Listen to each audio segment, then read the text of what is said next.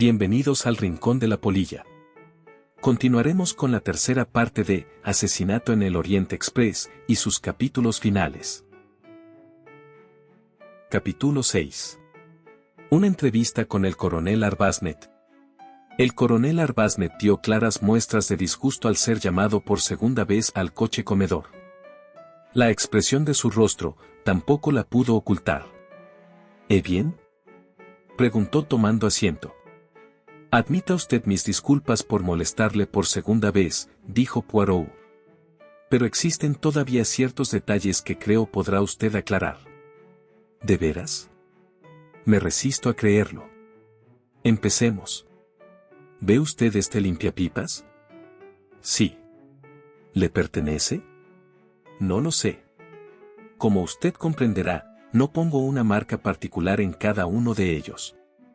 ¿Está usted enterado, coronel Arbasnet, de que es usted el único viajero del coche Estambul Calais que fuma en pipa?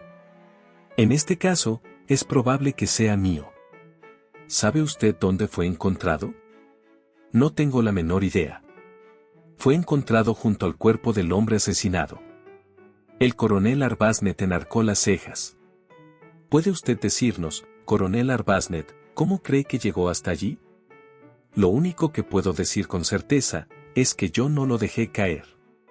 ¿Entró usted en el compartimento de Mr. Ratchet en alguna ocasión? Ni siquiera hablé nunca con ese hombre.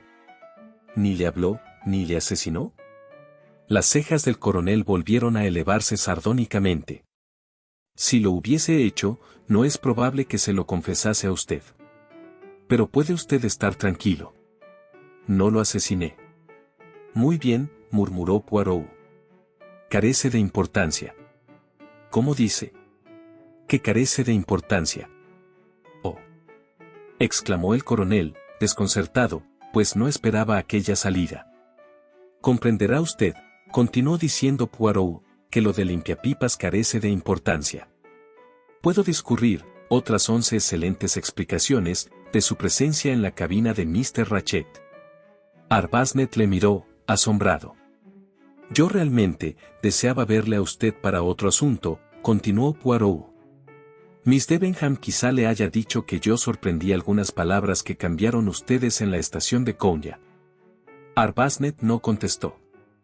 Ella decía, ahora no. Cuando todo termine.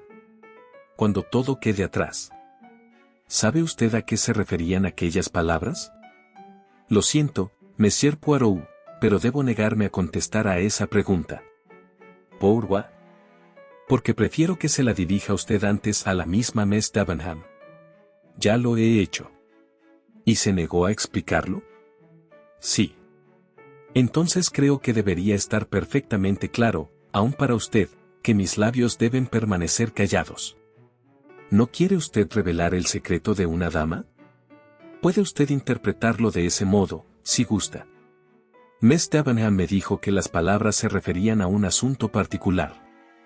Entonces, ¿por qué no acepta usted esa explicación? Porque Miss Debenham es lo que podríamos llamar una persona altamente sospechosa.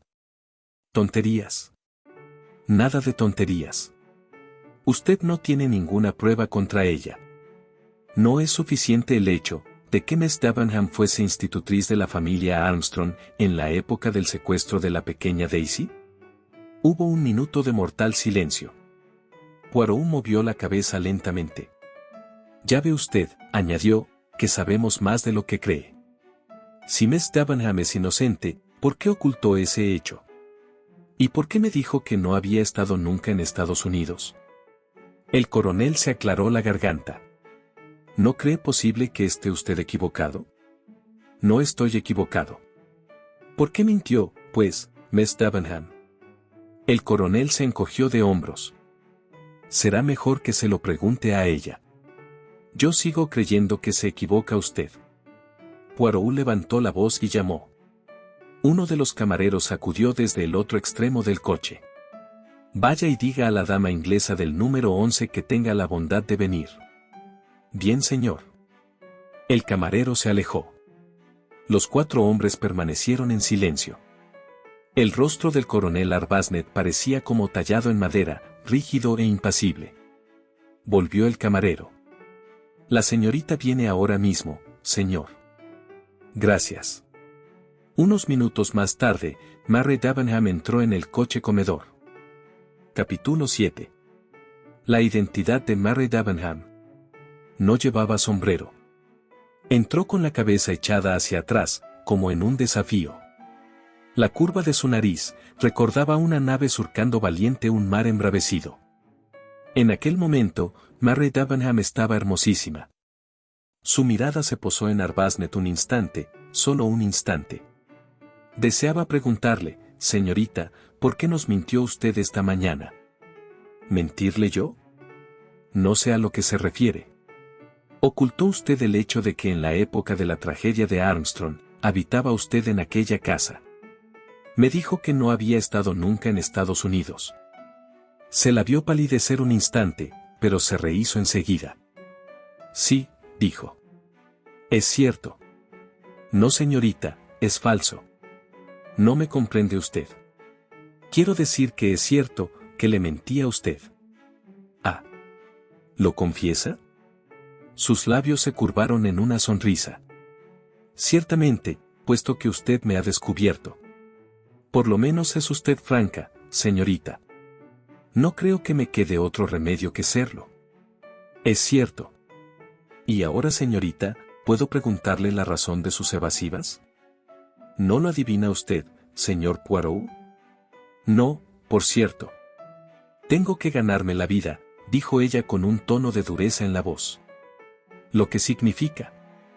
La joven levantó los ojos y le miró fijamente a la cara. ¿Sabe usted, Monsieur Poirot, lo que hay que luchar para conseguir y conservar una colocación decente? ¿Cree usted que alguna familia inglesa, por modesta que sea, se atrevería a admitir como institutriz de sus hijas a una joven que fue detenida como implicada en un caso de asesinato, y cuyo nombre y fotografía reprodujeron todos los periódicos ingleses? No veo por qué no, replicó Poirot, si nadie tiene nada que censurarle. No se trata de censura, Monsieur Poirot, es la publicidad. Hasta ahora he logrado triunfar en la vida. He tenido puestos agradables y bien retribuidos. No iba a arriesgar la posición alcanzada, y todo para no poder servir a un fin práctico. Permítame que le sugiera, señorita, que yo, y no usted habría sido el mejor juez en esta cuestión. La joven se encogió de hombros. Usted, por ejemplo, podría haberme ayudado en la identificación. No sé a qué se refiere. ¿Es posible, señorita, que no haya usted reconocido en la condesa Andreni, a la hija de Mistress Armstrong, que estuvo a su cuidado en Nueva York? ¿La condesa Andreni? No. Le parecerá extraño, pero no la reconocí. Cuando me separé de ella estaba todavía poco desarrollada. De eso hace más de 13 años. Es cierto que la condesa me recordaba a alguien y me tenía intrigada. Pero, está tan cambiada que nunca la relacioné con mi pequeña discípula norteamericana. Bien es verdad que solo la miré casualmente cuando entró en el comedor, me fijé más en su traje que en su cara. Somos así las mujeres.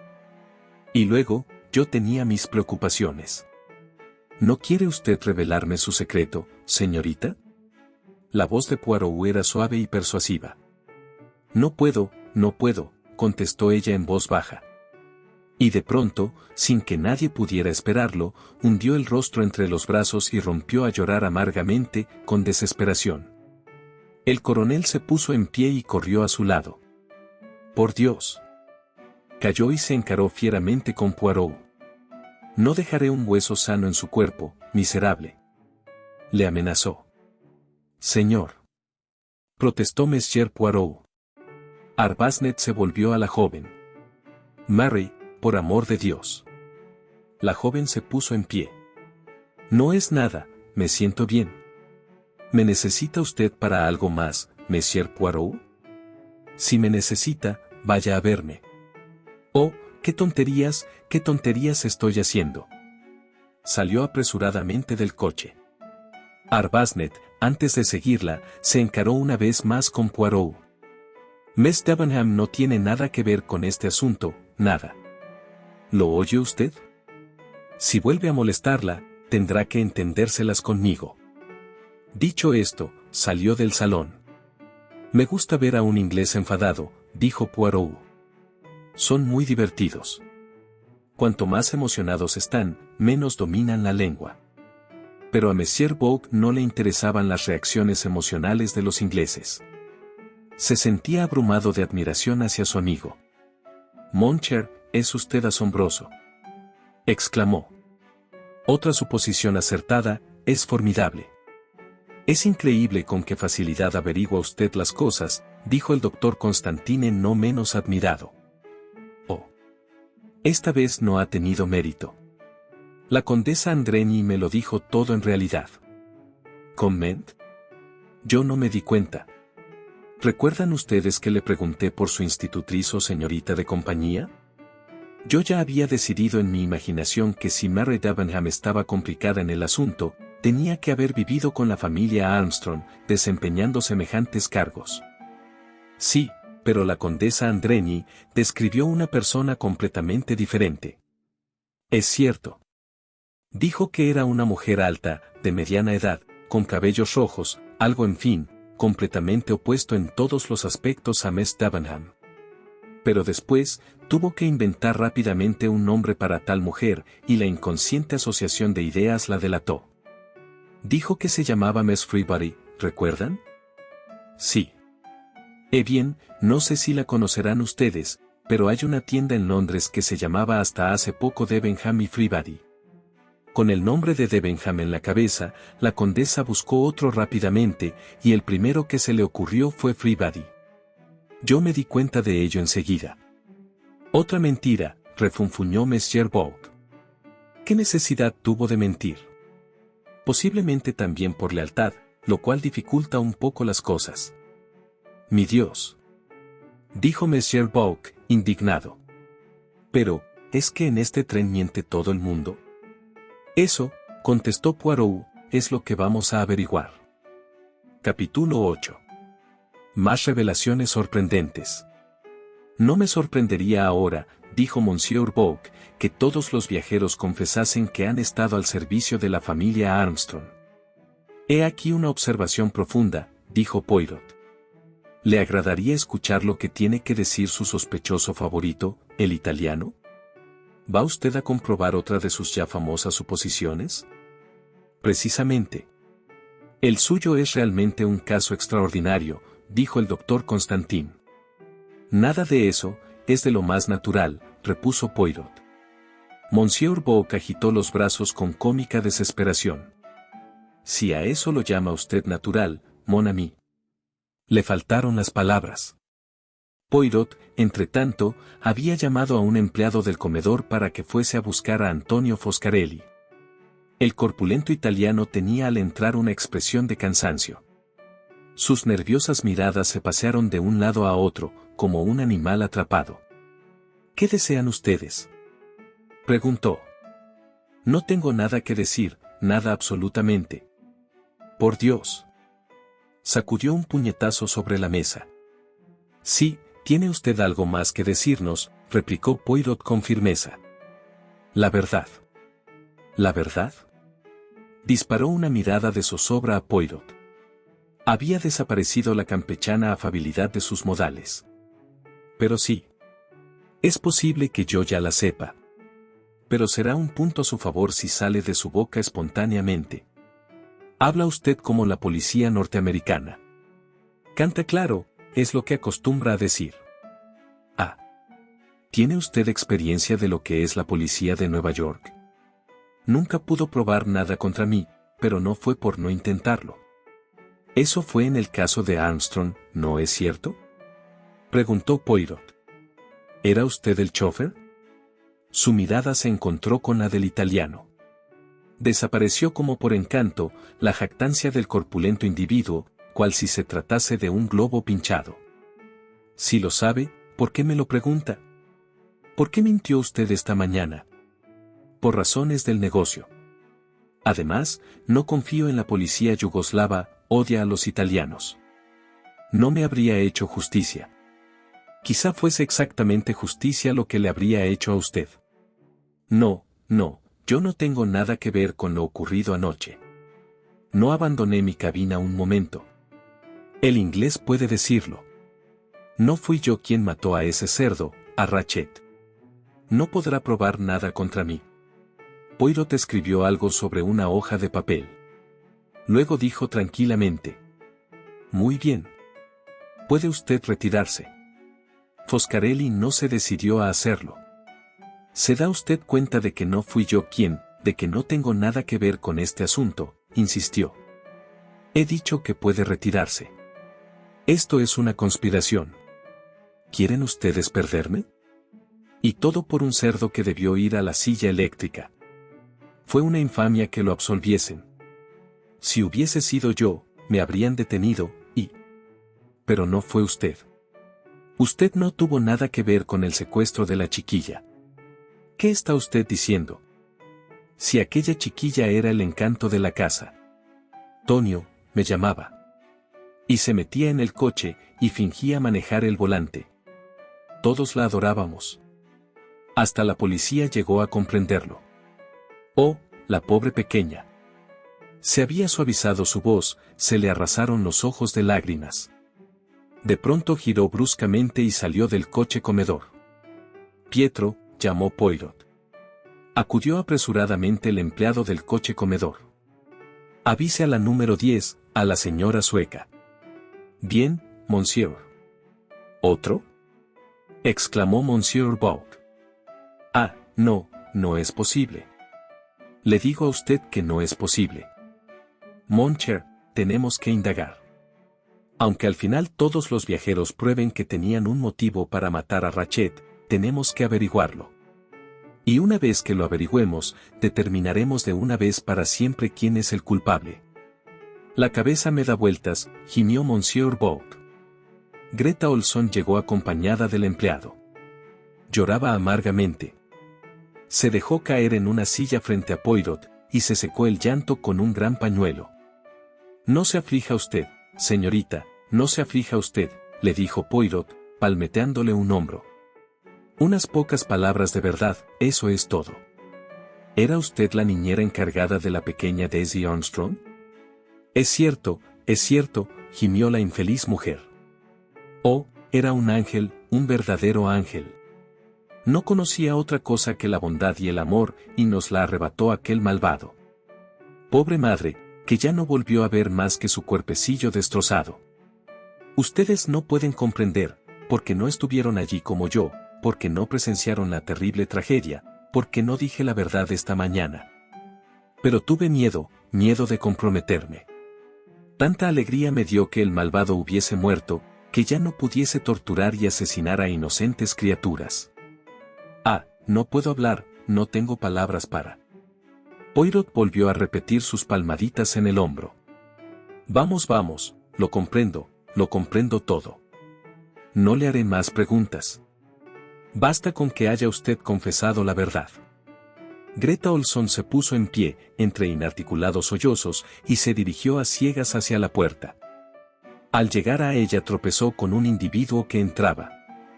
Era el criado, Masterman. Este se dirigió directamente a Poirot, y empezó a hablar con su acostumbrado tono frío e indiferente. Espero que no seré inoportuno, señor. Creí mejor venir enseguida y decirle la verdad. Fui asistente del coronel Armstrong durante la guerra, y luego me convertí en criado suyo en Nueva York. Me temo que le ocultase a usted este hecho esta mañana, señor. Hice muy mal y por eso he creído conveniente venir a sincerarme. Pero espero, señor, que no sospechará usted de Tonio. El viejo Tonio no es capaz de hacer daño a una mosca. Y yo puedo jurar positivamente que no abandonó la cabina la noche pasada. Como ve, señor, Tonio no pudo hacerlo. Tonio es un extranjero, sí, pero muy honrado. Se calló. Poirot le miró fijamente. ¿Es eso lo que tiene usted que decir? Eso es todo, señor. Calló, y como Poirot no habló, tras un pequeño titubeo, hizo una reverencia y abandonó el coche comedor del mismo modo silencioso e inesperado como había llegado. Esto, comentó el doctor Constantin, es más absurdo que ninguna de las muchas novelas policíacas que he leído.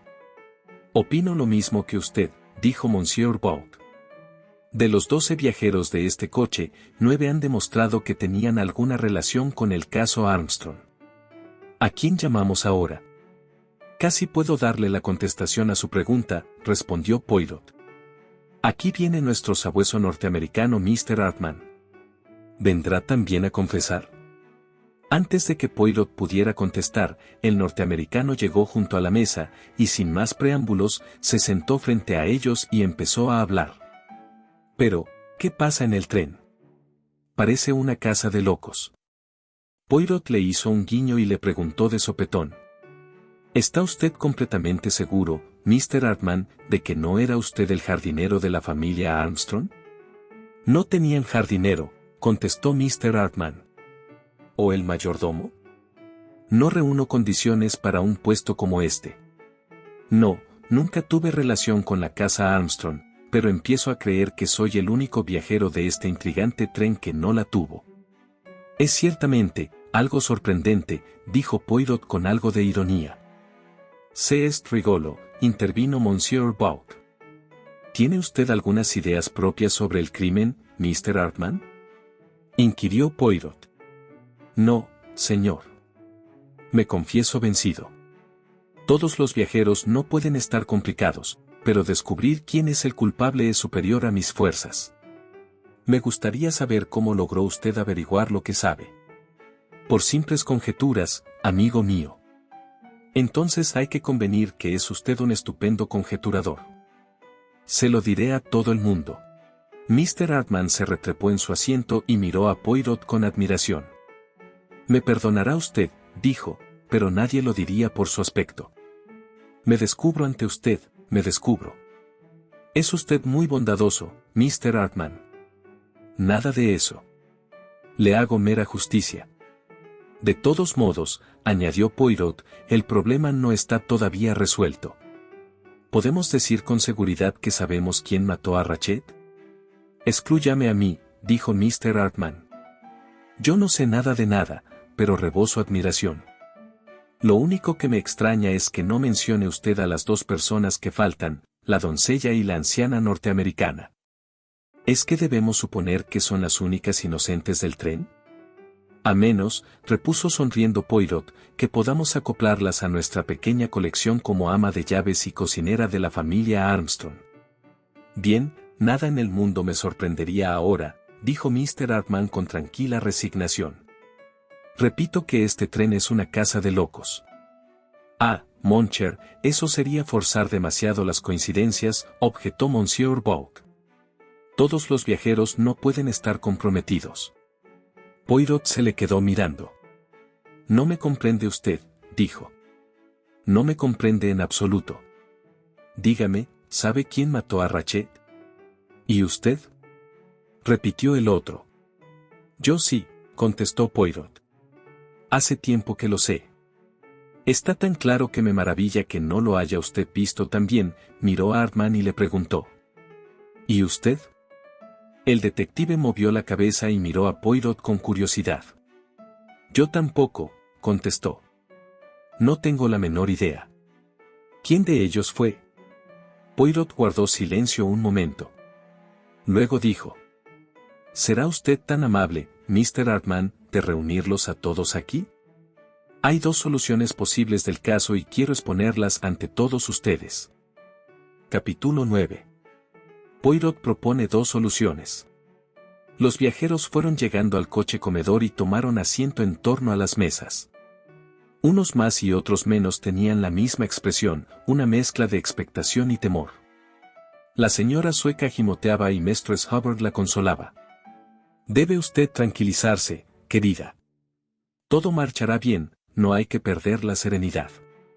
Si uno de nosotros es un miserable asesino, todos sabemos perfectamente bien que no es usted. Se necesitaría estar loco para pensar siquiera en tal cosa. Siéntese aquí y estése tranquila. Su voz se extinguió al ponerse Poirot en pie. El encargado del coche cama se detuvo en la puerta. Permite usted que me quede, señor, ciertamente, Michel. Poirot se aclaró la garganta. Messieurs et mesdames, hablaré en inglés, puesto que creo que todos ustedes lo entienden. Estamos aquí para investigar la muerte de Samuel Edward Ratchet, alias Cassetti. Hay dos posibles soluciones para el crimen. Las expondré ante todos, y preguntaré al Dr. Constantin y a Monsieur Bourque, aquí presentes, cuál de las dos es la verdadera. Todos ustedes conocen los hechos. Mr. Ratchet fue encontrado muerto a puñaladas esta mañana. La última vez que se le vio fue anoche a las 12:37, en que habló con el encargado del coche cama a través de la puerta. Un reloj encontrado en su pijama estaba abollado, y marcaba la 1:15. El doctor Constantin, que examinó el cadáver, fija la hora de la muerte entre la medianoche y las 2 de la madrugada. Media hora después de la medianoche, como todos ustedes saben, se detuvo el tren a consecuencia de una luz de nieve. A partir de ese momento fue imposible que alguien abandonase el tren. El testimonio de Mr. Hartman, miembro de una agencia de detectives de Nueva York.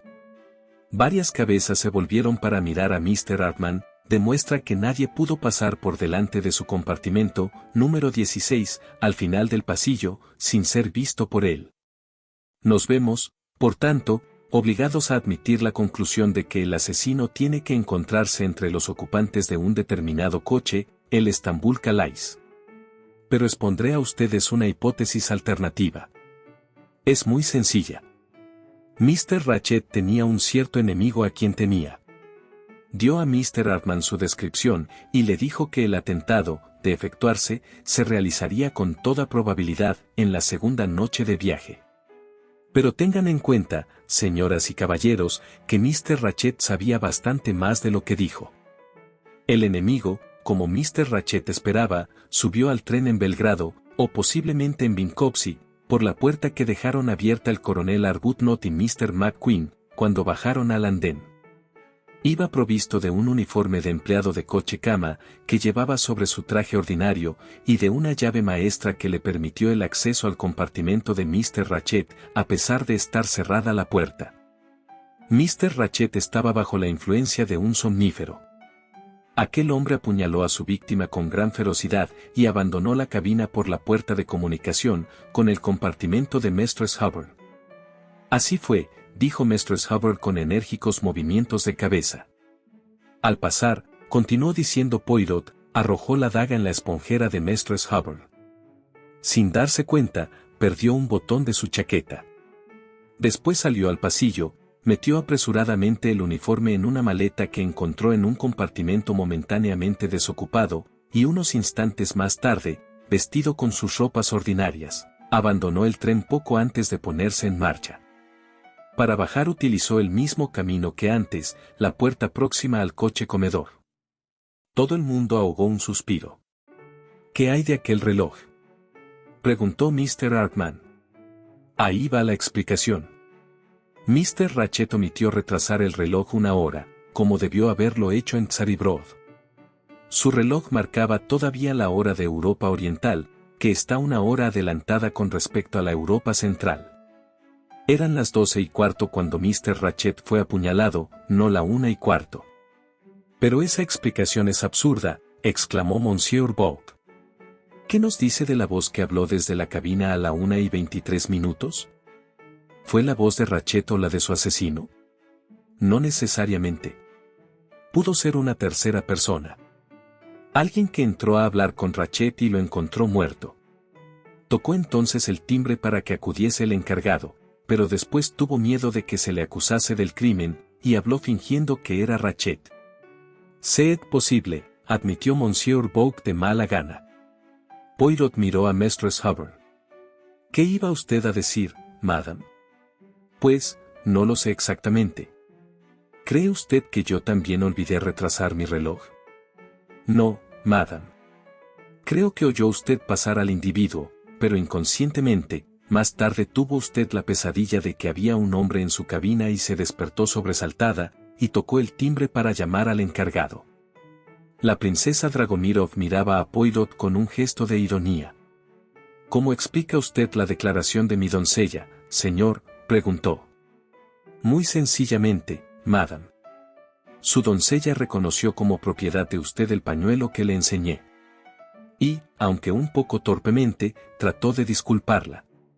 Luego tropezó con el asesino, pero más temprano, cuando el tren estaba en la estación de Vinkovci, y fingió haberle visto una hora más tarde, con la vaga idea de proporcionarle a usted una coartada a prueba de bombas.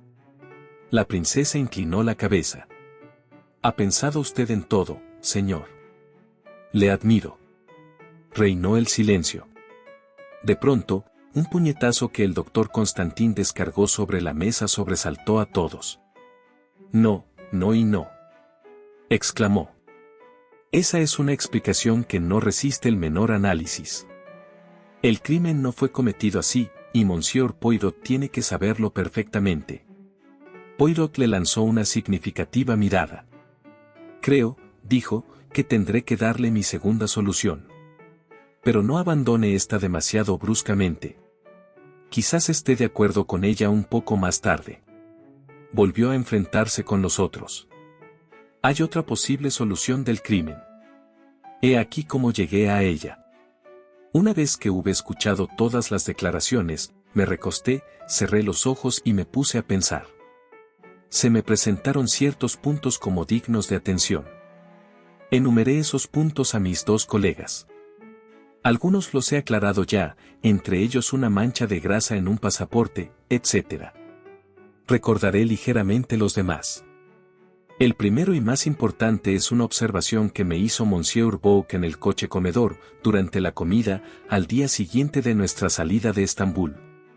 En aquella observación me hizo notar que el aspecto del comedor era interesante, porque estaban reunidas en él todas las nacionalidades y clases sociales.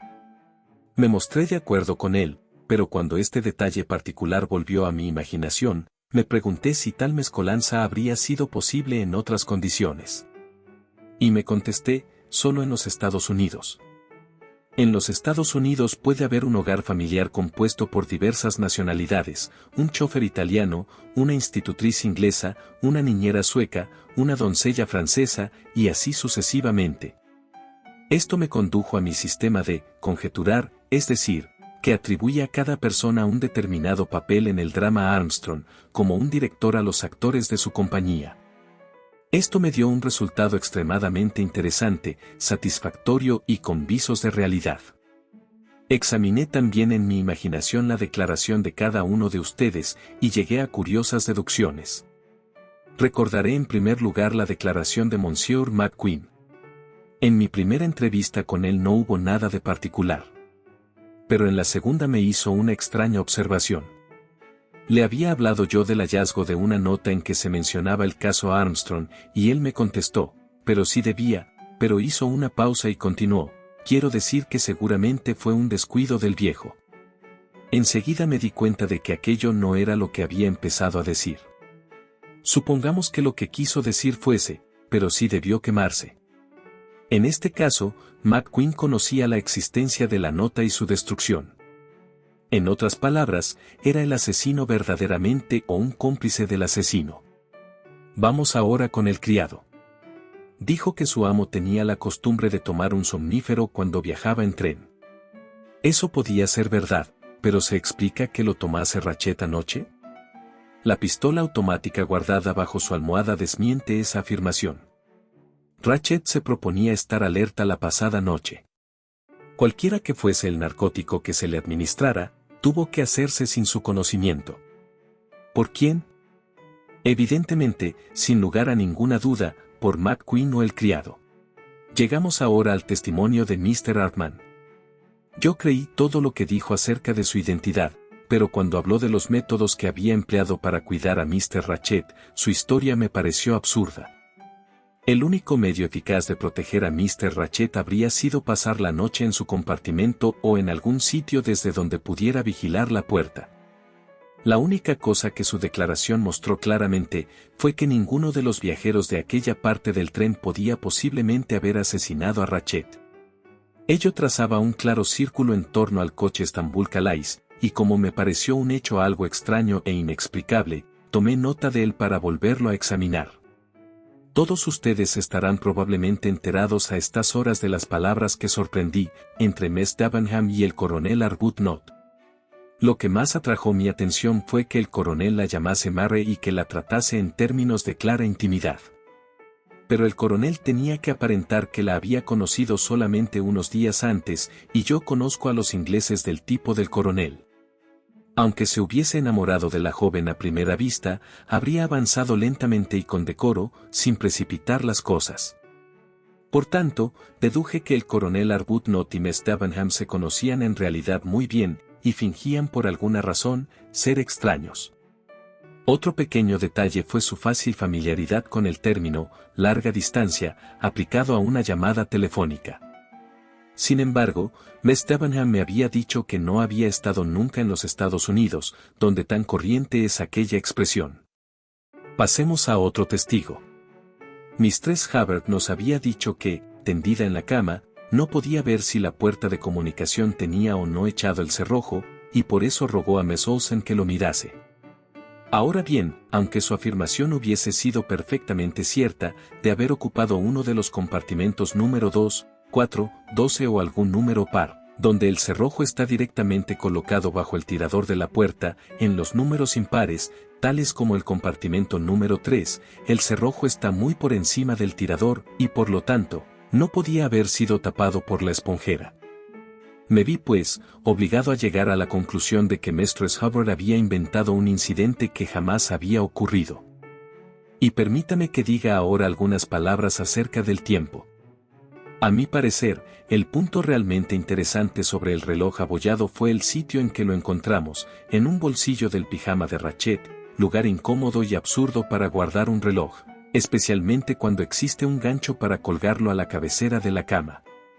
Me sentí, por tanto, seguro de que el reloj había sido colocado deliberadamente en el bolsillo, y de que el crimen, por consiguiente, no se había cometido a la 1:15 como todo daba a entender. ¿Se cometió entonces más temprano? A la 1:23, para ser más exacto.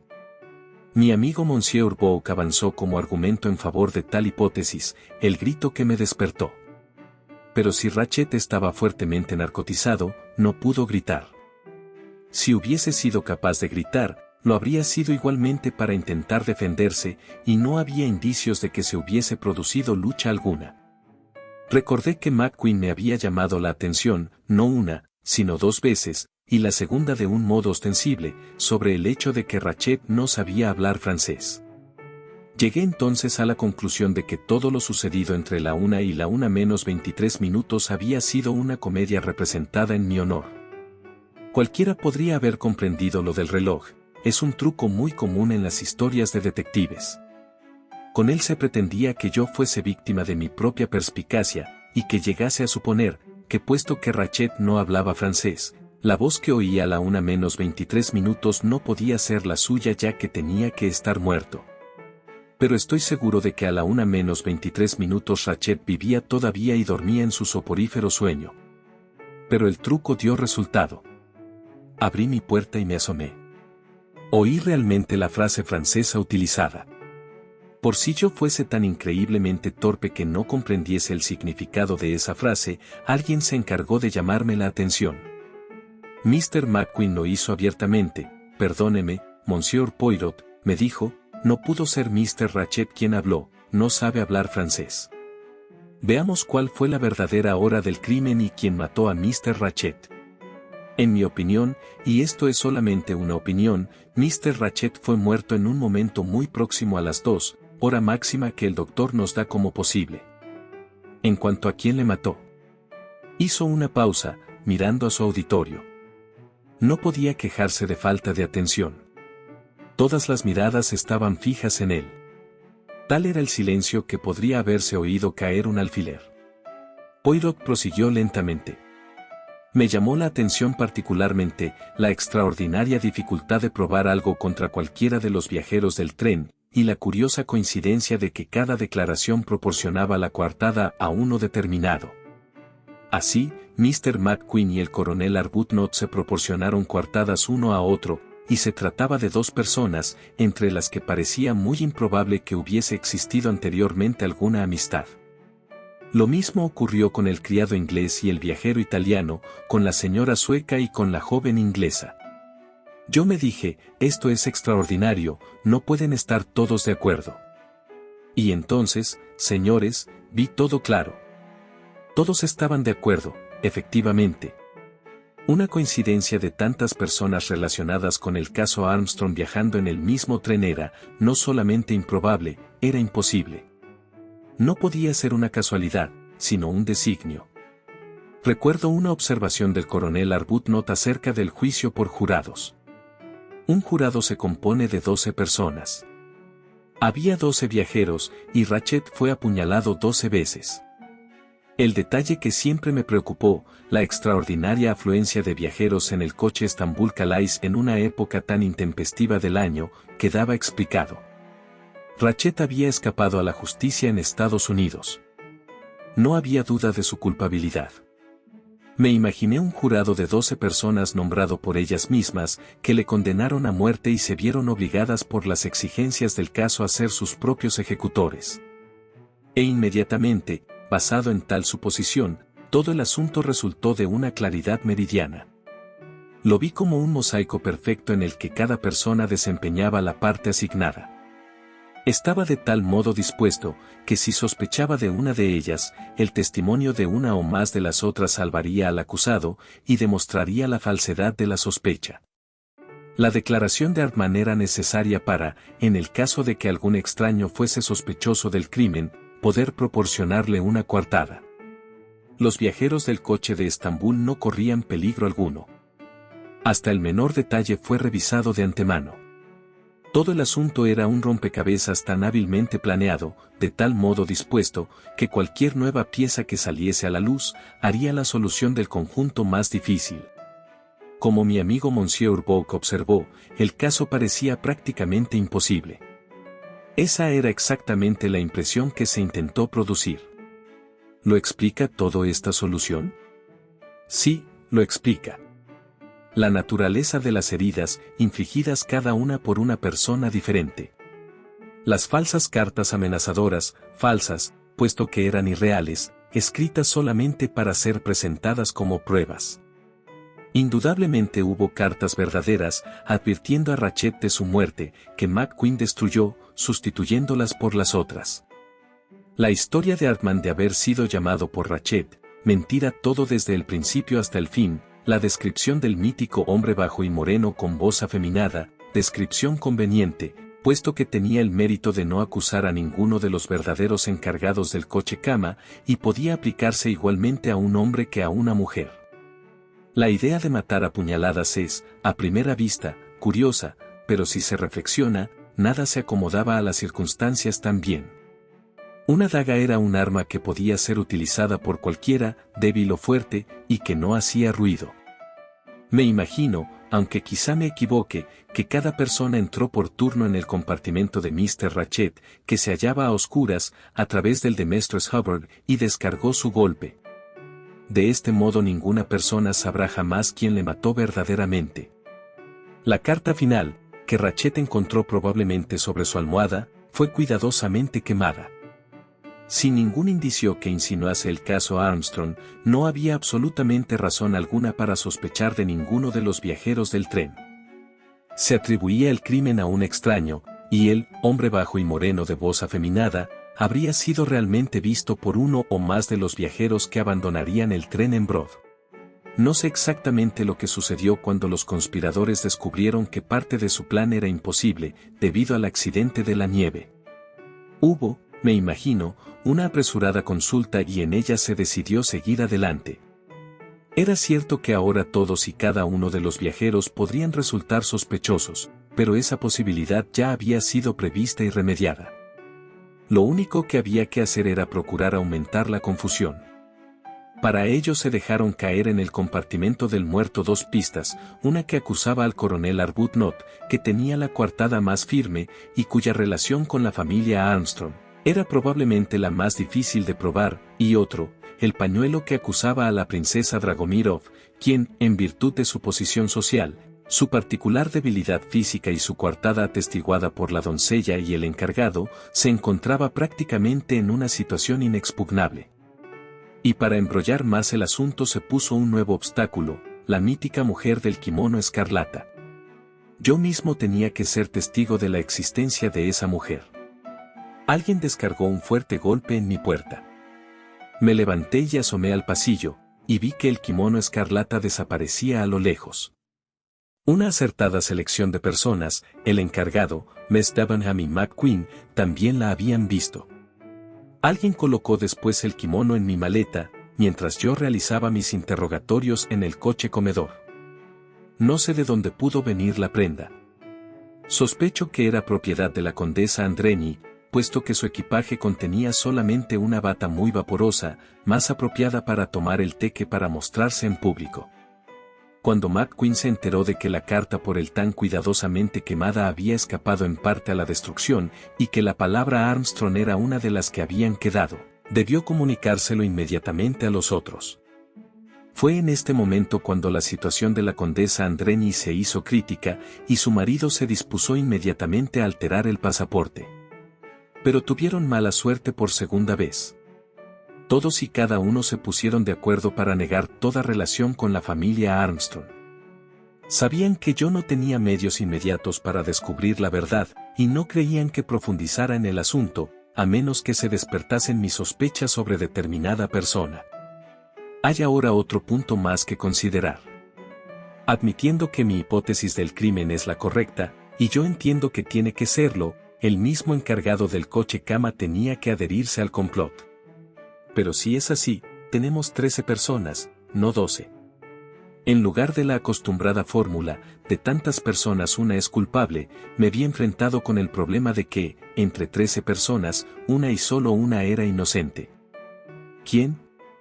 Llegué a una extraña conclusión, la de que la persona que no había tomado parte en el crimen era la que con mayor probabilidad lo hubiera cometido.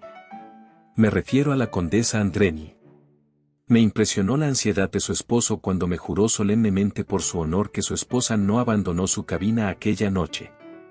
Decidí entonces que el conde Andreni había ocupado, por decirlo así, el puesto de su mujer. Admitido esto, Pierre Michel era definitivamente uno de los 12. Pero ¿cómo explicar su complicidad? Era un hombre honrado, que llevaba muchos años al servicio de la compañía, no uno de esos hombres que pueden ser sobornados para ayudar a la comisión de un delito. Luego Pierre Michel tenía que estar también relacionado con el caso Armstrong. Pero eso parecía muy improbable.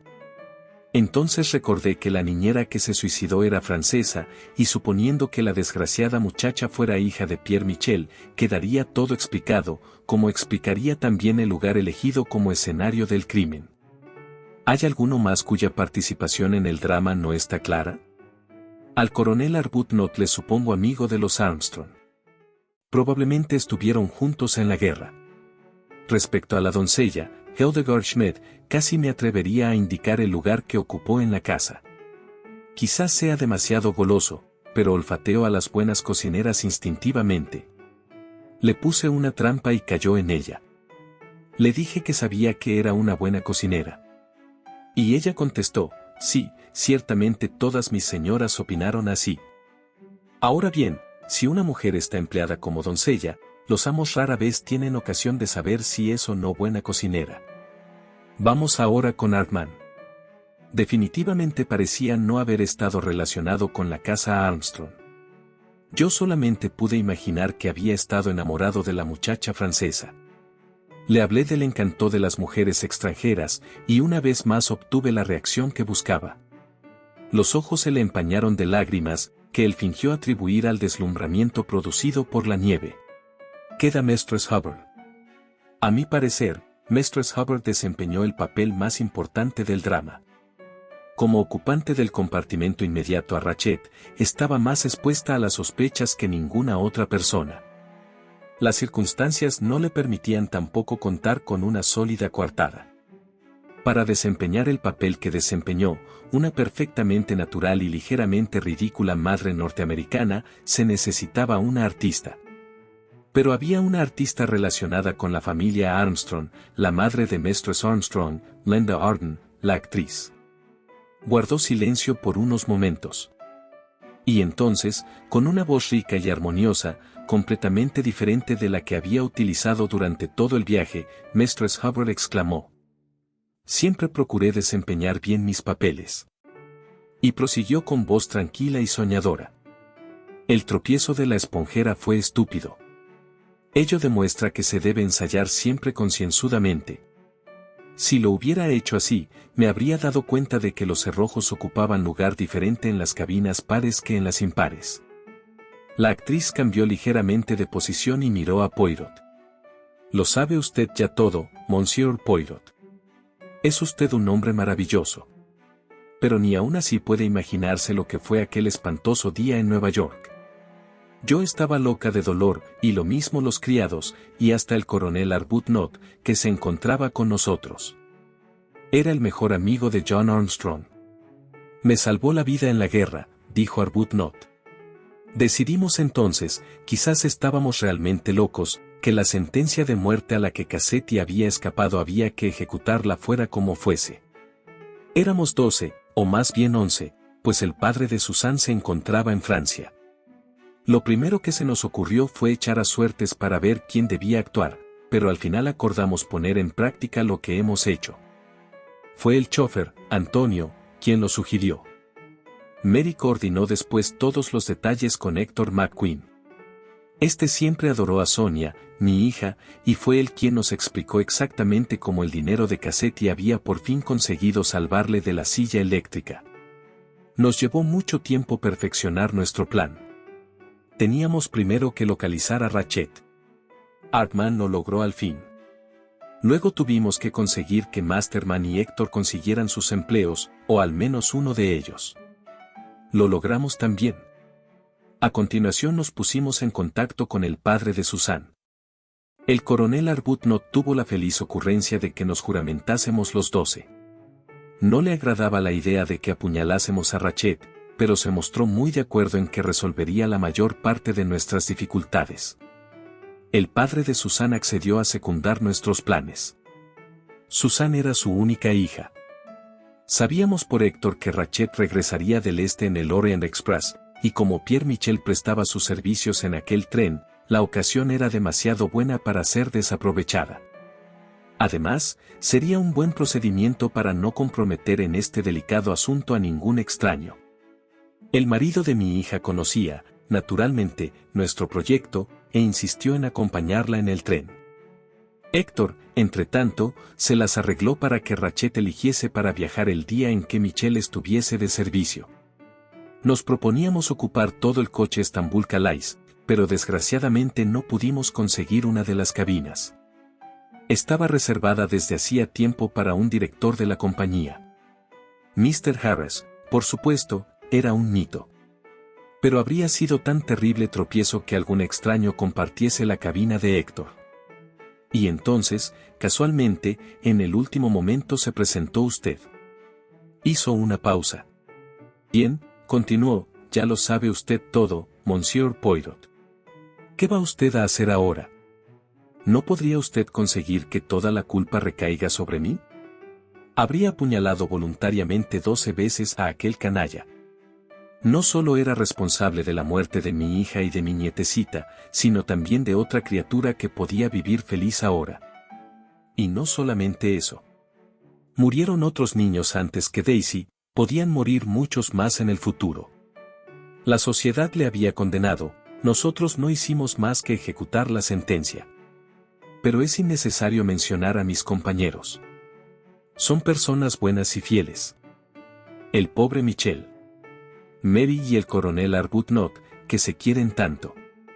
Su voz cargada de emoción, que tantas veces había hecho vibrar a los auditorios de Nueva York, se extinguió en un sollozo.